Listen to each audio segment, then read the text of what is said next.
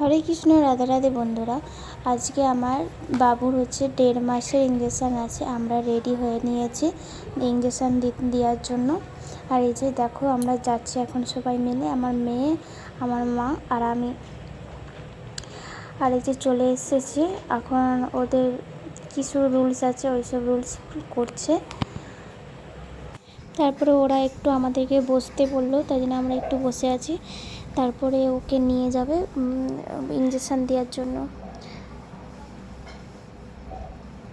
আর এই দেখো, ওষুধ দিচ্ছি মুখে ওষুধ দেওয়ার পর তারপরে ইঞ্জেকশান দেবে। তখন আর ভিডিও করা হয়নি।